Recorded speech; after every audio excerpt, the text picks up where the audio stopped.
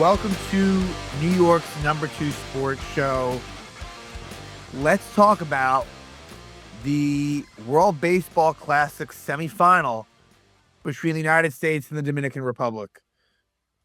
Um, the game, I would say, did live up to the hype in a United States 2-1 win over Dominican Republic in what was uh, a game that had a lot more um, pitching than I think we would have anticipated with just an absolutely loaded DR lineup.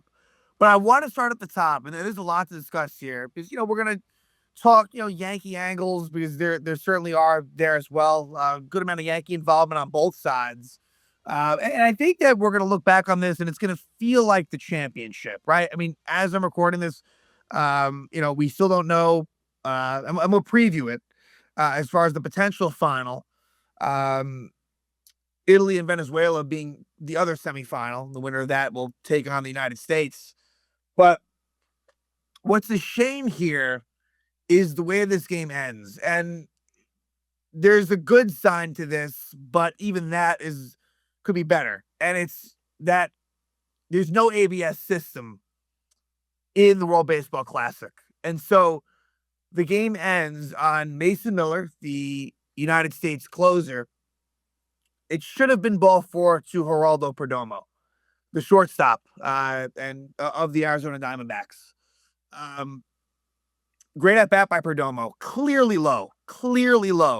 And Corey Blazer, the home plate ump, calls it strike 3. And this is after, in the 8th inning, Juan Soto, leading off in the 8th inning for the Dominican Republic against Garrett Whitlock.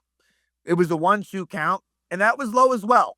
And that would have made it a 2-2 count. The Soto one, you don't know as much what would have happened. Again, look, Juan Soto is one of the best hitters in the game. And so, leading off the inning, that is very significant, but no more significant than what we saw that 9th inning, which would have led to Fernando Tatis up with runners on the corners, 2 outs, 1-run game. Would have actually been a Padre versus Padre matchup with Mason Miller and Fernando Tatis Jr., but we'll never get that. By the way, a game held in Miami at the Marlins Stadium, Lone Depot Park. But there's a lot of good here, but that's just a shame. And, I guess, like, we haven't even technically had ABS in an actual regular season Major League game. We've seen it in spring training. It's been in the minor leagues the last few years, I think it is. But, we've seen it in spring training. It's a work in progress. And I think that I don't want to make it so much about this, but the rule is going to be that you get 2 challenges each team. And as long as you get it correct, you don't lose those challenges. But it's basically 2, you lose both your challenges if they are incorrect, right? So, and you are given an extra challenge in extra innings. And I understand there's a pace of play element to this. I think year 1's going to be a bit of a struggle. And I think eventually it's going to be increased on some level, right? Maybe there's some creativity to it. But I think you're going to find that what happened here with Perdomo, and look, we haven't had a system in Major League Baseball in all of its existence, right? So, but I guess it stings a little bit when it's right there. It's spring training and you see it. Like, it's just too bad they couldn't implement it for this World Baseball Classic. So I feel bad for the Dominican Republic fans who really are so invested in this. And I'm not saying they would have won. I'm not going as far as to say they would have won if the calls are correct, but the game would have continued, if nothing else. And so it just egregiously low. It wasn't even close. And so it takes away a little bit from the win. My feeling's like, damn, like, I wish it could have ended differently. I wish it could have been more clean. And so we'll have that conversation, I think, a lot this season as far as, again, the 2 challenges. I wish to keep it simplistic because, again, I have other thoughts on this, but I think 3. I mean, 3 would be better, where I don't think you're totally killing pace of play. But look, they have tested this out. and they think two is a good number, I just have a feeling that you're going to get a lot of, a lot of successful ones, a lot of unsuccessful ones as well, and you're going to have bad calls that happen late in games. And that's what you had here with no ABS system. So that to me is something I wanted to start out with. And so again, the wing doesn't feel quite as clean. That all said, though, give a lot of credit to the United States pitching. I mean, this is the Dominican Republic lineup, and I'll go 1 through 7. We'll leave Austin Wells out because we're going to talk about Austin Wells a little bit as a Yankee. But Fernando Tatis Jr., Ketel Marte, Juan Soto, Vladimir Guerrero Jr., Manny Machado, Junior Caminero, Julio Rodriguez. 1 through 7. I mean, that's just ridiculous. That's a combination of Hall of Famers and All Stars. I mean, and really almost all of them at the height of their powers. Right? The only one that I could look on there and really say that like they're more maybe headed towards the back nine, I guess would maybe be Machado, who is 33 years old, turning 34 this season, but even he's still, a great player, right? I mean, look, Ketel Marte is 32, but he's been playing some of the best baseball of his career the last few years. I mean, a little bit of injury issues, but still. So unbelievable. And so the pitching matchup was starting pitching matchup. Paul Skeens, who is probably the best pitcher in the league, right? I mean, Tarek Skubal is in that conversation as well, but I think Skeens, again, he's one of the best and is, he's so young. And what was his biggest game, right? I mean, with the Pirates, there just hasn't been a whole lot going on there in his young career. And Skeens really wasn't dominant. It wasn't this overpowering matchup for Skeens, but look, give him credit as well for being able to go 4 1/3 innings and allowing just one run, right, against that powerful lineup. So I think a lot of credit needs to be given there for finding a way. And look, he was hit hard. I mean, that's the thing too. Dominican Republic hit a lot of balls on the screws. So it's that combination, I think, giving credit to United States pitching, but also understanding that there's a little bit of a luck element involved. For the Dominican Republic, former Yankee Luis Severino was the starter. And man, he was amped up and was really good. Now, he was hit hard as well at times, but no walks, 6 strikeouts in 3 1/3 innings. Now, he gave a home run to Gunnar Henderson. Now, this game involved 3 solo home runs. I'll just say that right now because we'll go through the game. But it was Junior Caminero starting it out. Then tying it up was Gunnar Henderson off of Severino. And then it was lefty Roman Anthony off of Gregory Soto. All homers by AL East players. And almost another one by Aaron Judge of the American League East, but was robbed by Julio Rodriguez. But again, so much talent. This is more, obviously, I'm a huge Yankee fan, so it's a little bit more on the mind. But yeah, it just speaks to the American League East. It's a really strong division, and there's so much talent, and that was on full display in this game, and young talent as well, with Caminero, Henderson, and Anthony being the ones to, provide the offense. But really was a spectacular game and a lot of memorable moments here. Let's discuss the Dominican Republic lineup was as expected. United States, give Mark DeRosa some credit. And look, he, it's been, well documented some of the mistakes that he's made, and some of it through the media, some of it through decisions, but give him some credit on the fact that he goes Gunnar Henderson, who had great career numbers off of Luis Severino, and that pays off as he started him over a cold Alex Bregman. But it's not easy to do that, right? Bregman is a veteran in this league, has accomplished almost everything, and he goes to Gunnar Henderson, and that works out. And also, he goes Will Smith over Cal Raleigh. Now, Will Smith had the game-winning home run in Game 7 of the World Series last year. Will Smith's accolade speaks for itself, but Cal Raleigh had one of the greatest seasons of all time this past season, was only runner-up to Aaron Judge for American League MVP, but they go Will Smith. That decision, that one, not quite as impactful, but still, like, taking some chances and, making some of the right calls, too, as far as, the pitching decisions. They really worked out. And I got to say, I didn't agree with all of them, but the results were there. So let's just get this out of the way from a Yankees standpoint. Yeah, United States, you had Aaron Judge, of course, and David Bednar with big roles here in this game and in general. Also on the roster, but did not appear in this game, Paul Goldschmidt, which I would expect that to be the same. I mean, as long as the game is close, um, in the next game, whoever it is against Italy or Venezuela, don't see Goldschmidt getting in there. The only way he could come in and it's a close game is somehow you're in an extra inning scenario, right? Where somehow, you know, through pinch hitting and pinch running, and somehow, the the bench gets thinned out, and somehow Goldschmidt finds his way in there. Tim Hill is actually also on this roster, lefty specialist. It's funny. He could have found his way in this game, but didn't. We'll get there later. It happens in the fifth inning. But yeah, Tim Hill, who wasn't originally on the roster, he was part of a pool. He actually replaced Ryan Yarbrough, who appeared in at least one game, maybe two. Struggled a little bit actually against Italy, but Ryan Yarbrough, what you'd expect. I mean, it's a surprise he'd be on the roster in the first place, and Tim Hill to a certain extent as well.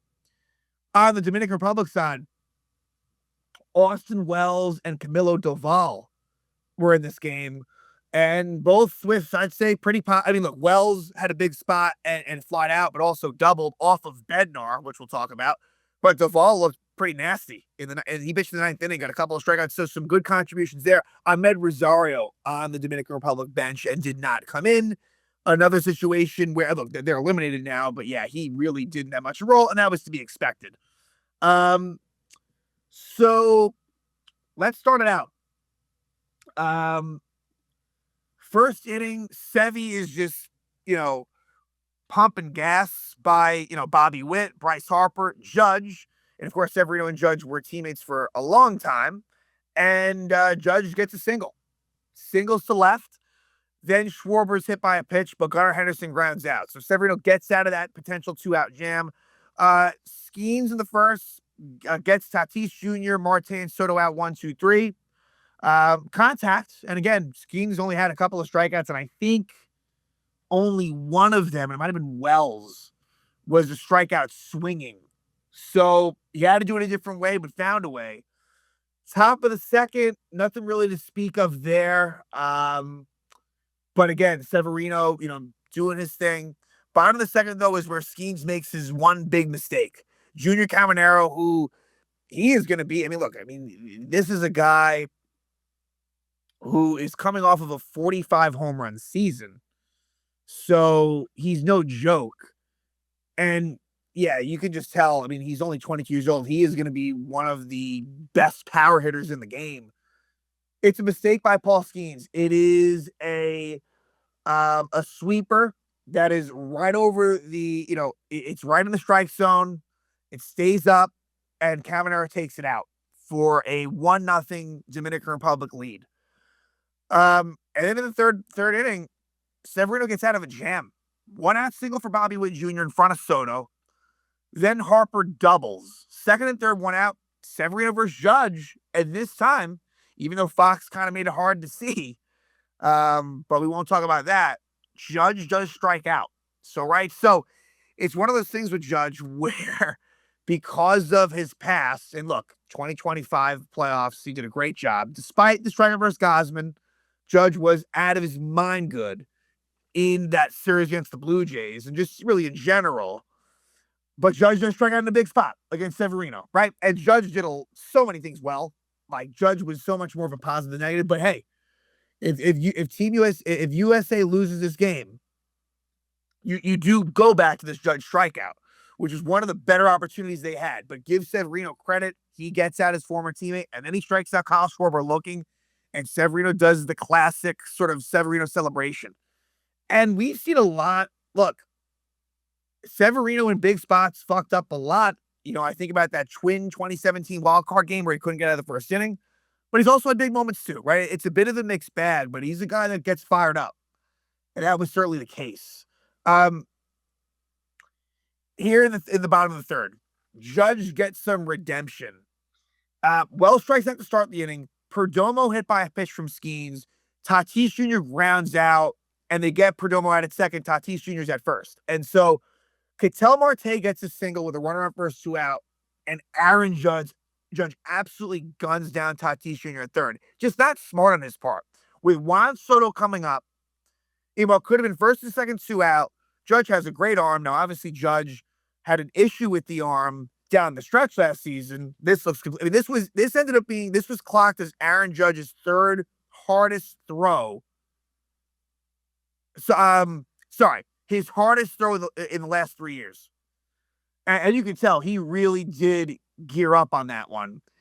And Tatis was out. But that's give a lot of credit to Judge, of course, but Tatis in that situation has to be smarter. And I feel like there was an effect here on Tatis specifically moving forward on the team where they got a little bit cautious on situations where they probably could have ran and should have run more than this play. Just didn't make sense, right? If there's one out, I could more understand it, but two out, it just was silly. And in the fourth inning, see, this is where there's a bit of a momentum surge. I'm not saying the two are correlated. I'm just saying, literally, you get the Judge play where he throws at Tatis, and then the fourth inning, Gunnar Henderson, good at bat, full count, ninth pitch of the at bat. So Severino throws him a cookie right down the middle, and Gunnar Henderson takes it out. Gunnar Henderson, again, good move by DeRosa, having him start at third base. Obviously, Henderson, starting shortstop for the Orioles, came up, I believe, and I want to get this right, that Gunnar Henderson originally, as an Oriole, played third. Yes, he did. He did play third. And a lot of that damage by Henderson was versus Severino in those Orioles-Yankees matchups, where Severino was more towards the end of his Yankee career and Henderson the first couple of years of his career. But that ties it up at one. He then gets Will Smith to line out, and Severino's out. Great job by Severino. Could Albert Pujols have maybe taken him out? That's tough, but it's possible, right? I don't think it's something you destroy him about. And obviously, I'm not as plugged into the Dominican Republic and sort of all the options there, but, he ends up getting hurt by that. Gregory Soto comes in, the lefty, and he allows a home run to Boston Red Sox phenom. And the Yankees were lucky to not face this guy in the wild card round last year, Roman Anthony. An impressive home run, lefty, another full count situation. And that would be the difference. And so we go to the bottom of the fourth, and Juan Soto lines out to Aaron Judge. A really nice play by Judge. And of course, obviously, a lot of talk, Judge and Soto former teammates with the Yankees, and Soto now with the Mets, but Judge gets the best of them there. So, of course, Judge getting involved defensively, back-to-back innings. But soon enough, he would be on the bad side of a defensive robbery, which we'll talk about shortly.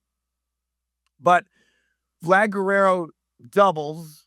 Then Manny Machado gets an infield single. And so no advance for Guerrero.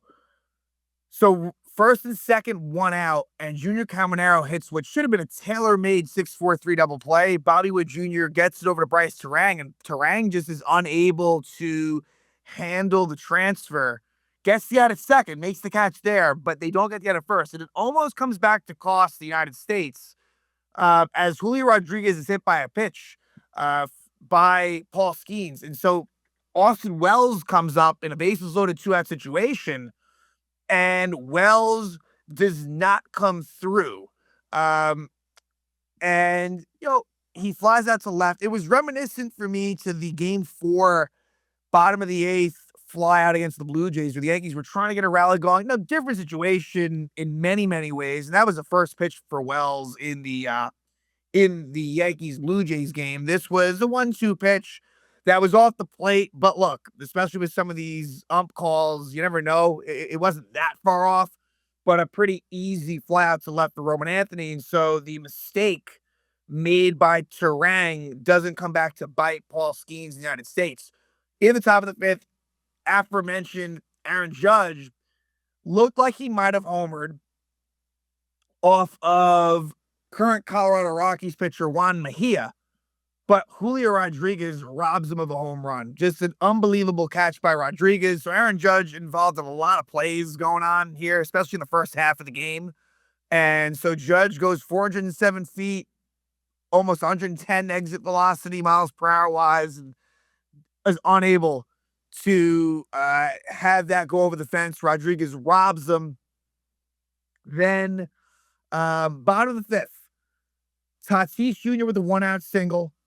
Ketel Marte singles, and this is one of those situations where Tatis Jr., I'm not sure if there was a little bit of PTSD after being thrown out by Judge. This goes to center fielder Pete Crow Armstrong, and it looked like Tatis could have very well gone first to third. And with 1 out, like, that would have made some sense. Like, and I don't know. I'm not sure if it was an after effect of what had happened previously, but it ends up first and second, 1 out, and DeRosa goes to Tyler Rogers.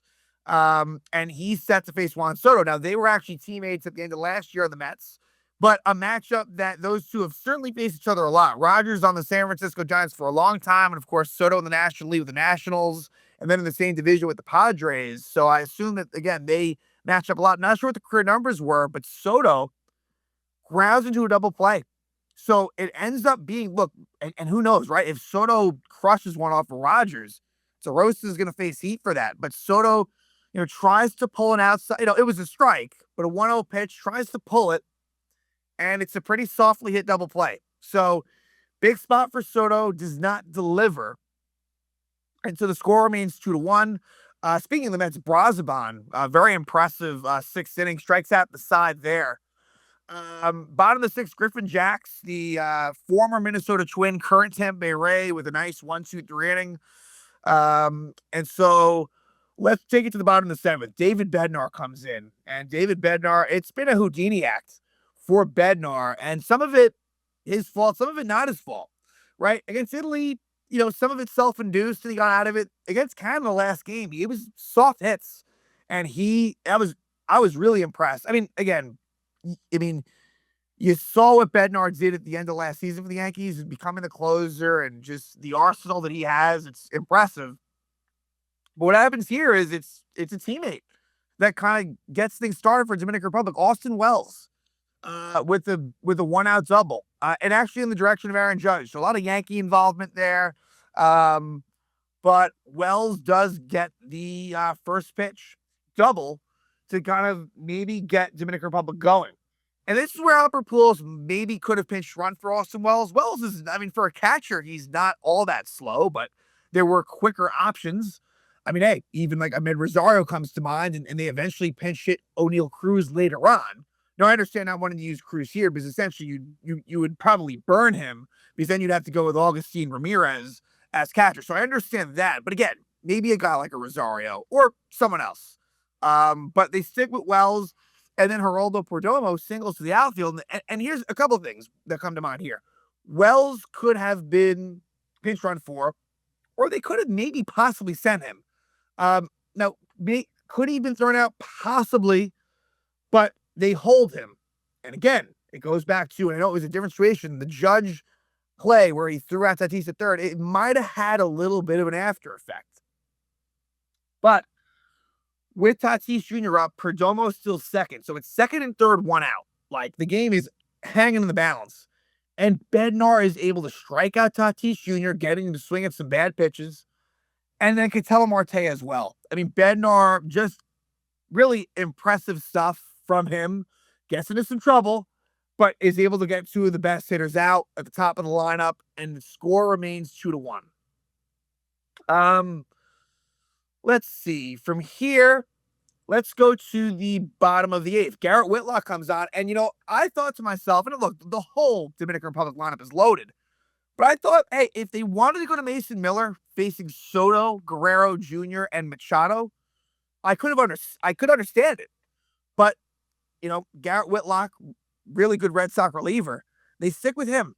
And that was what they did last game. It was Bednar on the 7th, Whitlock on the 8th, Miller on the 9th. And Whitlock catches a break against Juan Soto, as Soto strikes out looking on a 1-2 pitch that was down.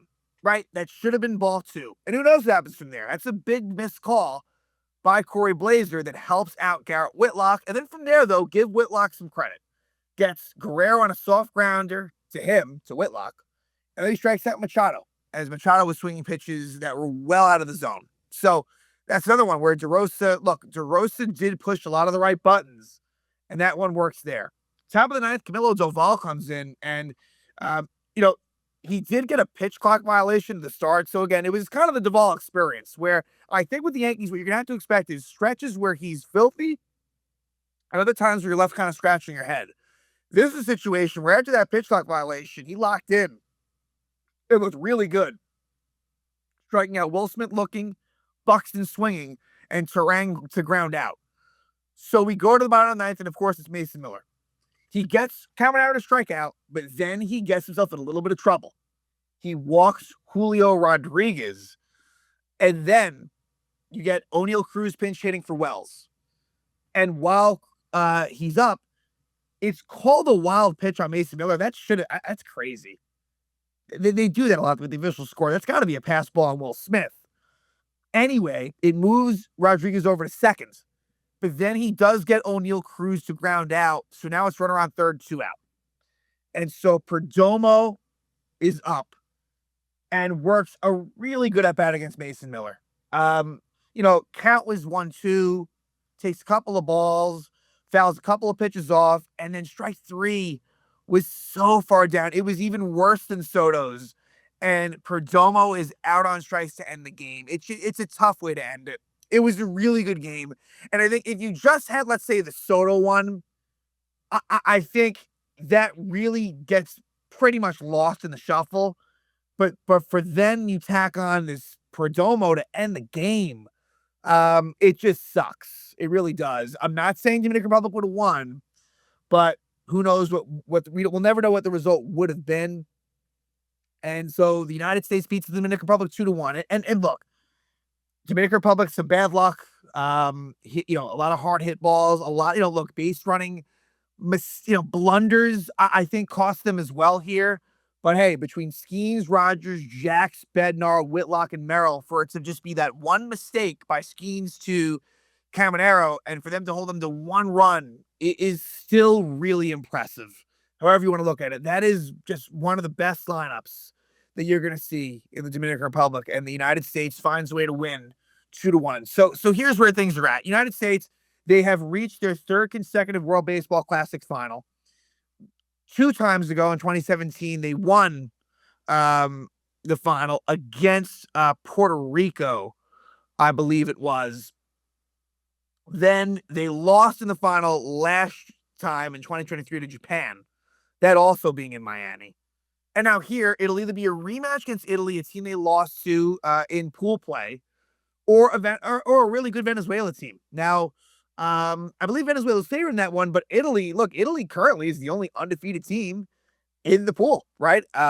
Which is just kind of insane, led by manager Francisco Cervelli, former Yankee, of course. And so we'll see what the matchup is. I don't have much of a feeling on who, I think that there's challenges presented on both sides. I don't think that the United States, to me, I don't think they're a lock. And what's interesting, Nolan McLean is likely to start for the United States. He had his struggles against Italy, which again, that could be a direct matchup, but it's going to be McLean. Look, expect it to be a bit of a piece-by-piece situation, but here's something to think about.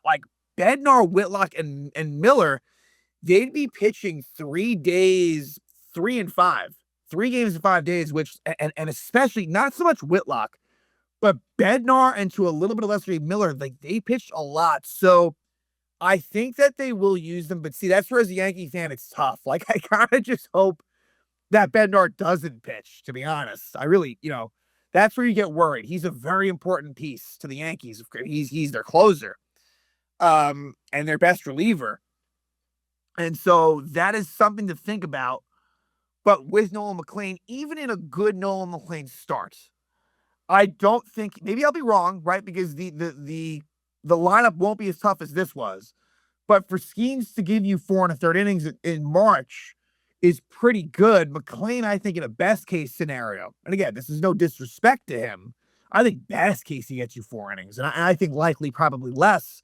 And so it leads you to a situation where you are probably going to be going, well, but hey, maybe, look, it's a type of situation. Maybe Tim Hill does find his way in the game. It is possible. So DeRosa, I think, is going to have to be creative. And will he have his 3 biggest guys, Bednar, Whitlock, Miller, in the back end available to him. I think he will, but again, you don't. Again, if you're a Yankee, Red Sox, Padre fan, you don't totally love the situation. And in the Italy Venezuela matchup, it'll be Montero of the Tigers versus Lorenzen, currently with the Colorado Rockies. And so I believe Aaron Nola, if Italy, I'm not sure for, I don't think I know for Venezuela, but for Italy, it would be Aaron Nola, who would be the one that gets the start for Italy. And really, what a surprise drummer. That, no, look, it's a lot of, in some ways, it's kind of a B team of the United States, but like, I also don't think it's fair to like go there. They've done a really good job with a roster that you wouldn't totally expect. There's some players there, right? Vinny Pasquantino is one of them. Like they don't have, it's not like they're devoid of talent, but no one expected them to make the run they did. Whereas like the Venezuela lineup, that is, I mean, that's got Ronald Acuna Jr., Luis Ariz, you got the Contreras brothers, Sal Perez, Gleyber Torres, Michael Garcia. Like there's more there. There just is. Whereas on Italy, like I said, it's not nearly as much. So we'll see what that matchup is. I will likely do an episode. I haven't 100% made that call yet, but I think more than likely I will. This one, I felt like I had to. This one, I think, will have the most sort of fanfare and excitement around it. It kind of felt like a finals. And I think also with Japan getting knocked out by Venezuela, I think it takes a little bit of the juice away from what could have been a potential rematch in the championship game in the final in Miami. So here again, now without a controversy, and I don't like it, but at the end of the day, United States beats Dominican Republic. Final score 2-1 to head to their third consecutive World Baseball Classic final.